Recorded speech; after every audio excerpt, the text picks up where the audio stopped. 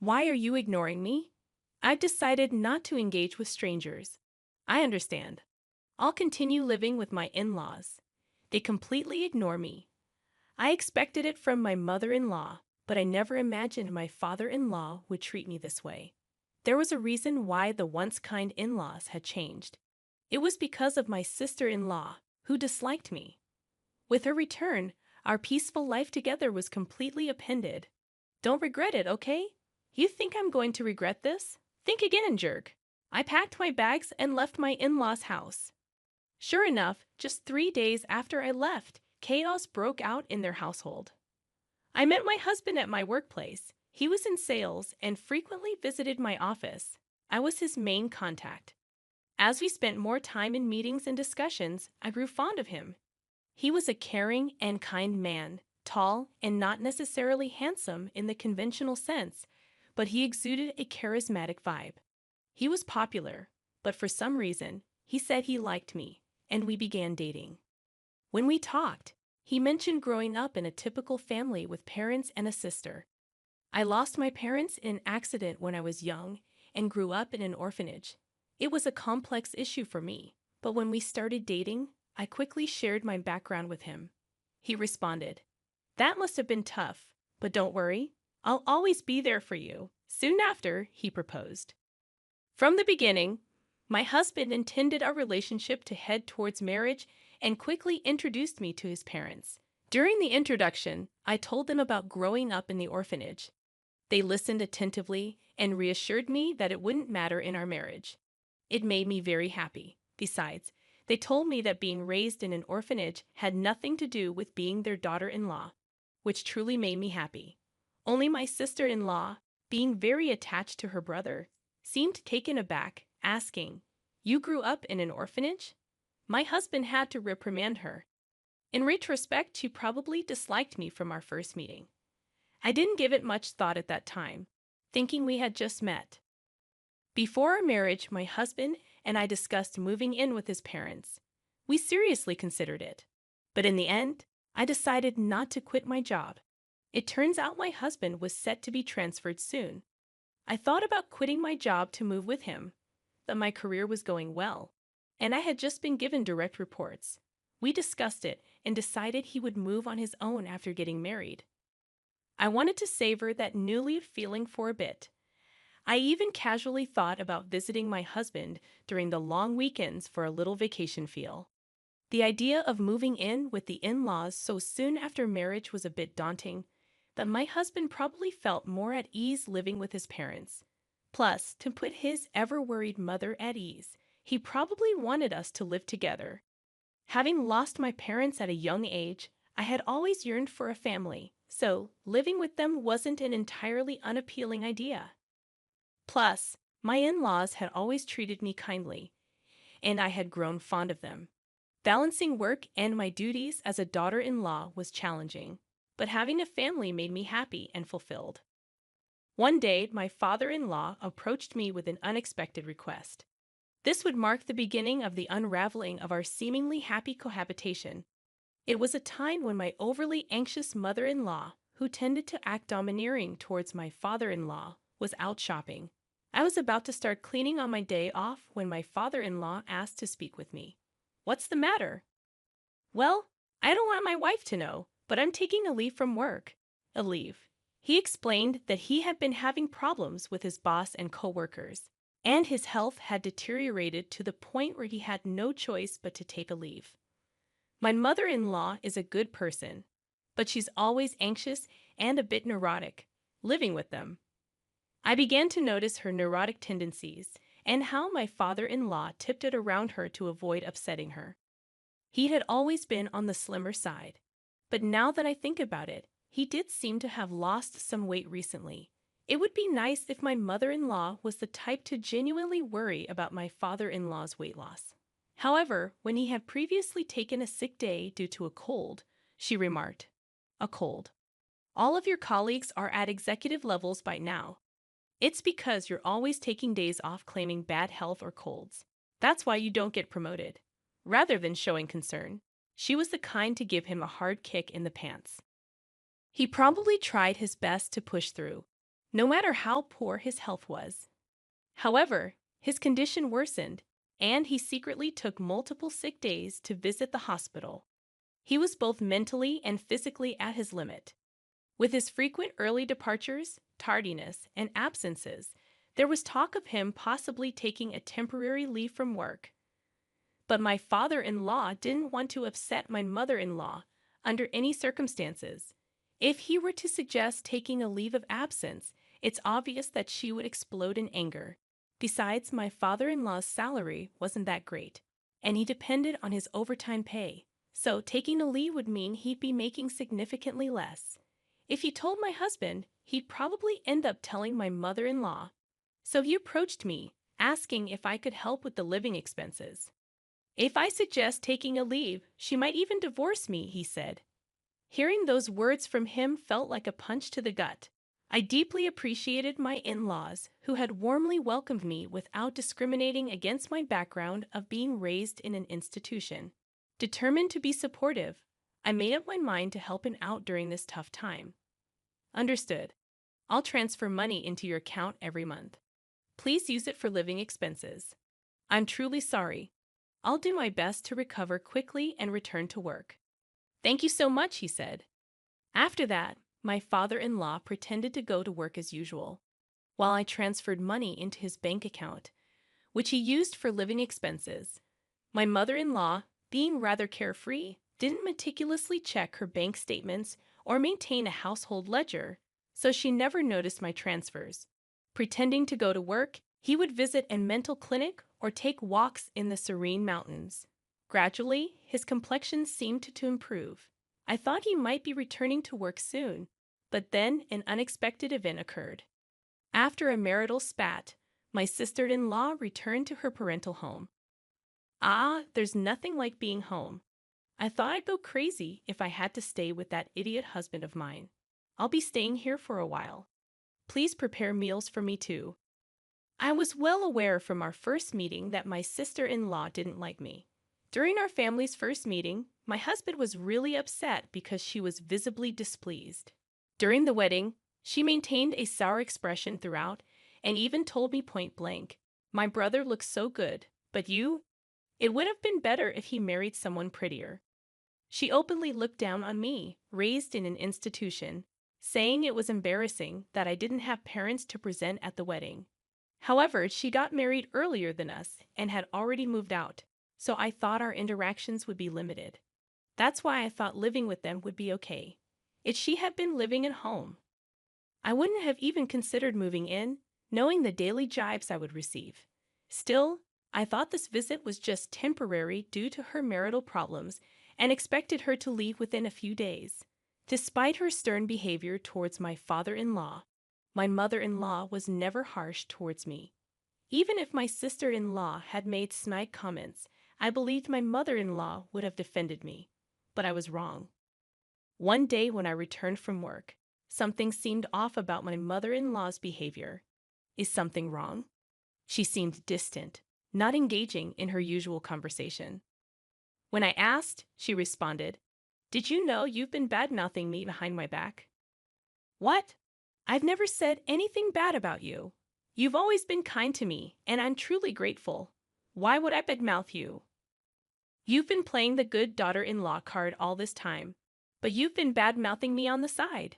Fine, whatever." Saying this, she left the room. In the hallway, my sister-in-law was smirking. "Looks like you've fallen out of favor. Did your true colors show? Being raised in an institution, your background really does show, huh? It's better not to badmouth people, you know." I haven't said anything bad about her. Oh, the neighbors seem to have heard it. After I returned home after such a long time, they told me that you've been constantly criticizing her. What? Who are these neighbors? Look, it's been a while since I got married and moved out, so I've kind of forgotten the names of the neighbors. I've never said any of those things. Stop making things up. Oh my, how rude, Mom. She's calling me a liar and bullying me. Saying this, she entered my mother-in-law's room. After that, my sister-in-law's malicious behavior escalated.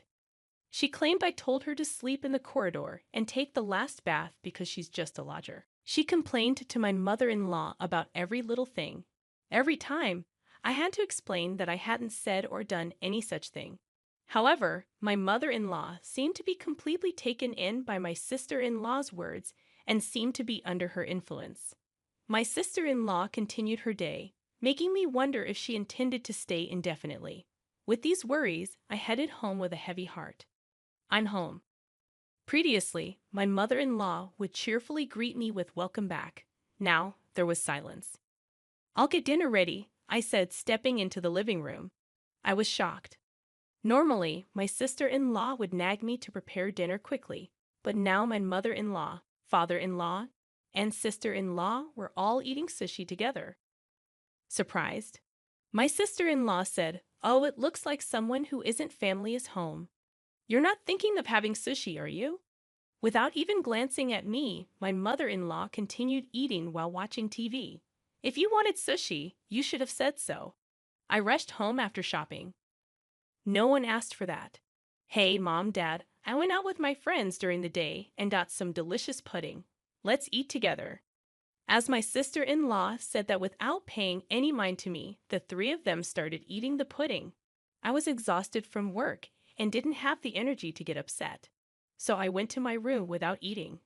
The next day, my sister-in-law said she was going out with friends and asked me to drive her to the station. I obviously declined since it was a weekday and I had work. Even if we were headed in the same direction, it would be a completely different route, and she wanted to leave close to noon. There's no way I could take her. "Just take a day off. It's fine. Your cute little sis-in-law just wants a ride." She never had the chance to relax and hang out after she got married, right? Can't you be a bit kinder to her? Now, with all due respect, didn't you go out with friends last night after getting a late-night call? Seems like you've been going out almost every day since you came home. I have work. Please take the bus or train. My mother-in-law and sister-in-law were murmuring in the background, but I was fed up. I left for work. However, that night, the defining event that made me decide to leave this house took place. I got held up at work and returned home after picking up some groceries, expecting to be berated. It had started raining by the time I left the office, and it was pouring so hard that even getting in and out of the car, I was drenched. I wondered what nasty trick would be played on me tonight. But when I got home, the three of them were eating takeout just like the day before, no greeting, acting as if they didn't even notice my return. But I've grown used to this treatment.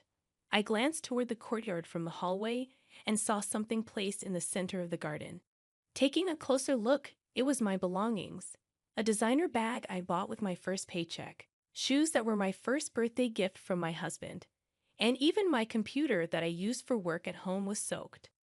As I was in shock, my sister-in-law said with a smirk, "I felt so grossed out having a stranger's things in the house. I threw them out, flaunting a designer bag like that. How arrogant of you." Neither of my in-laws said a word about her outrageous behavior. Why didn't you stop her?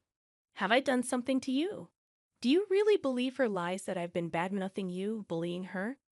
Aren't you mad at her for what she did?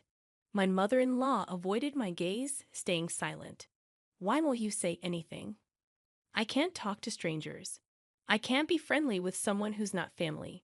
My mother-in-law wouldn't even look at me. My sister-in-law grinned, waiting for my rebuttal. Wait, where's my father-in-law? I'm the one supporting him during his time off. I'm the one helping out with the finances in this house. Sure, I did it out of gratitude, but shouldn't he defend me now? Surely, he'd be on my side. Hoping for support, I looked at him, but he walked past me without a word and went into his room. That was the breaking point for me. "I see, I've had enough." "Oh, are you mad?" "I'm sorry. To be honest, I never liked you from the beginning, you know? Being raised in an institution and all. Just don't regret this, like I would, loser." I packed my things and prepared to leave immediately. Seeing me in this state, only my father-in-law seemed flustered since he was the one depending on me financially. Still, he didn't try to stop me or defend me. I was completely done with his apathy. My husband's work assignment was quite far away. but I wanted to leave this house as soon as possible. I quickly got in my car and drove to him. I never once confided in my husband about all this. I doubt my mother-in-law told him about my sister-in-law coming back home. If he had known, he would have contacted me, knowing I don't get along with her. But my husband never mentioned anything about my sister-in-law in his calls or messages. I never felt anything off about my husband's behavior, but perhaps he's being manipulated by her, fed lies about various things. Even now, as I head to him, he might treat me with the same cold attitude as them.